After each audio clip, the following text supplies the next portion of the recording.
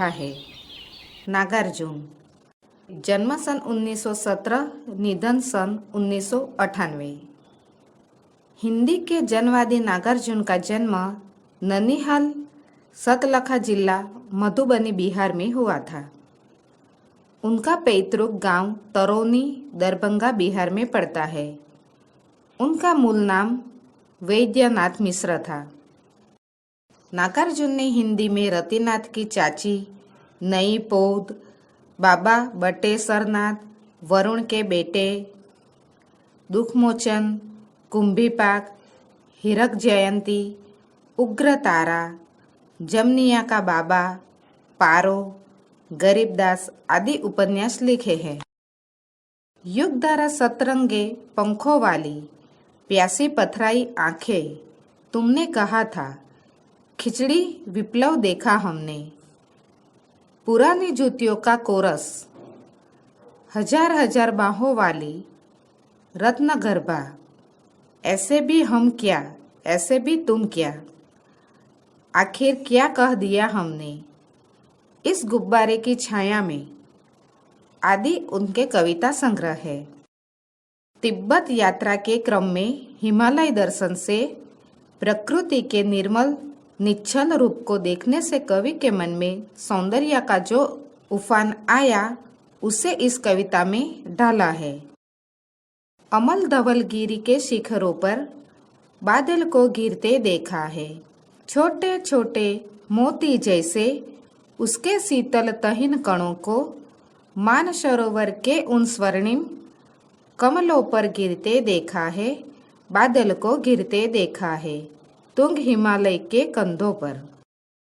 कवि हिमालय पर्वत के सौंदर्य का वर्णन करते हुए कहते हैं कि मैंने निर्मल, स्वच्छ, उज्जवल पर्वत की चोटियों पर बादलों को गिरते हुए देखा है।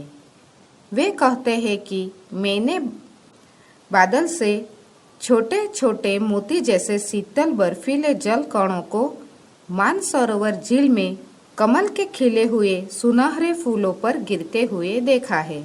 मैंने शिखरों पर बादलों को गिरते हुए देखा है। छोटी बड़ी कई झीलें हैं उनके श्यामल नील सलील में, समतल देशों से आकर पावस की उम्मस से आकुल, तिक्त मधुर विस्तंतु खोजते हंसों को तीरते देखा है, बादल को घिरते देखा है। कवि कहते हैं कि हिमालय की पहाड़ियों में कई छोटी बड़ी झीलें हैं। इन झीलों के समतल क्षेत्रों में हल्के काले और नीले जल में वर्षा ऋतु की उमस से व्याकुल होकर आए हंसों को मैंने अपनी तपन मिटाने के लिए तैरते हुए पानी में कमल नाल के तीखे और मीठे तंतुओं को खोजते हुए देखा है। मैंने शिखरों पर बादलों को घिरते हुए देखा है।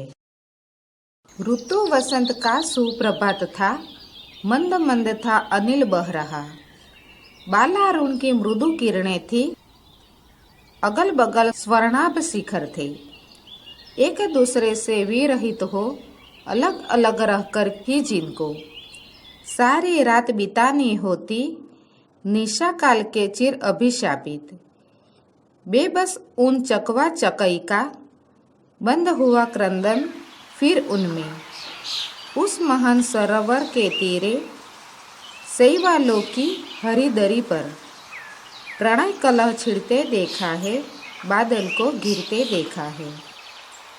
कवि सरोवर के तट के सुनहरे प्रभात का वर्णन करते हुए कहते हैं कि वसंत का यह सुंदर सवेरा था, मंद मंद शीतल हवा चल रही थी, बाल सूर्य की कोमल कोमल किरणें चारों ओर फैल रही थी, उनका सुनहरा प्रकाश पर्वत शिखरों पर पड़ रहा था, इसलिए ये शिखर सुनहरी आभा से चमक रहे थे।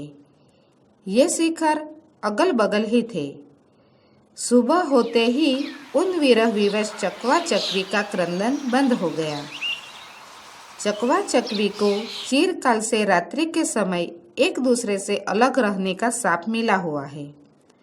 इसलिए इन्हें पूरी रात एक दूसरे से अलग रहकर विरह में बितानी पड़ती है।